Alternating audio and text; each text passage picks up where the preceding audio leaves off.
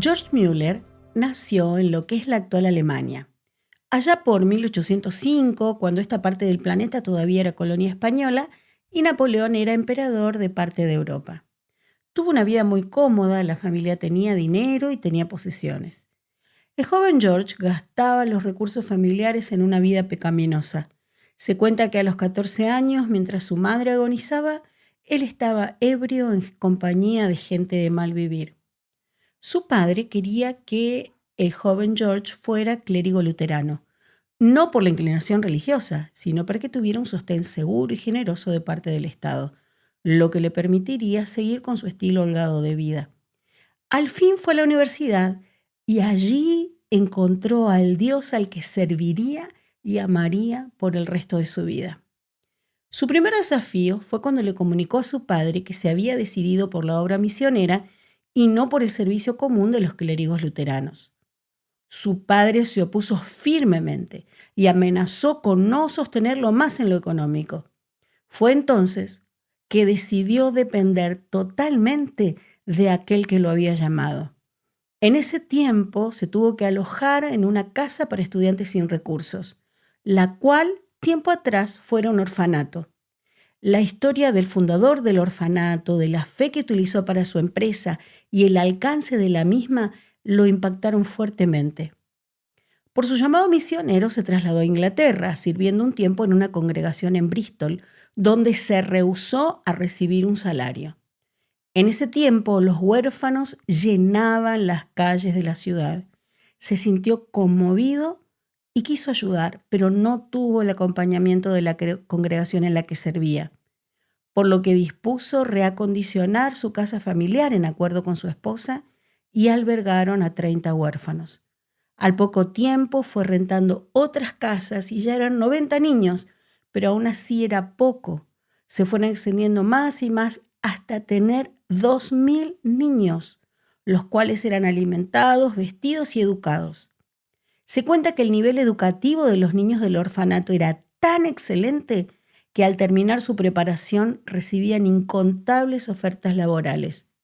Por otro lado, la minería y las curtiembres locales tenían problemas en conseguir operarios, ya que los que antes conseguían en las calles ahora eran personas calificadas para otro tipo de tarea. A todo esto, Müller jamás pidió un centavo prestado, no pidió ofrendas, no aceptó donativos de personas que no fueran creyentes, ni incurrió en deudas y no faltó en más de 60 años ni una sola comida a los 10.000 niños que pasaron por el orfanato. Su primer recurso siempre fue aquel que es padre de huérfanos, como dice el Salmo 68. Son muchos los testimonios de provisión y protección milagrosas. Ejemplo de esto fue cuando en una de las casas se rompió la caldera y el arreglo iba a durar varios días, por lo que los niños quedarían sin calefacción en plena temporada invernal. George y sus colaboradores oraron en dos direcciones: que comenzara a soplar el viento cálido del sur y que los trabajadores resolvieran trabajar como en la época de Nehemías, día y noche. Las dos cosas fueron contestadas exactamente. Un viento sureño cargado de la tibieza tropical llegó hasta Bristol, de manera que la calefacción no fue necesaria durante todo el tiempo que requirió la reparación. Por otro lado, los obreros decidieron, por su propia cuenta, trabajar de día y de noche hasta reparar la caldera. Otro testimonio cuenta que cierta mañana ya estaban todos los niños en el comedor para recibir el desayuno y no había siquiera un pedazo de pan. Müller, quien tenía una visita en ese momento, oró en lo privado y dijo a su invitado: «Vamos a ver el milagro que Dios hará hoy». Al llegar al comedor, guió a los niños a agradecer por el alimento. Al momento de terminar la oración, tocó a la puerta el panadero, a quien Dios había despertado de madrugada diciéndole que preparara pan para el orfanato. Seguidamente, llamó a la puerta el lechero, quien, al pasar por la puerta, tuvo un desperfecto en su carro. Antes que la leche se echara a perder, la ofreció para los niños. Este hombre de fe y oración no solo tuvo provisión para el orfanato, sino que ofrendó generosamente toda su vida para las misiones foráneas.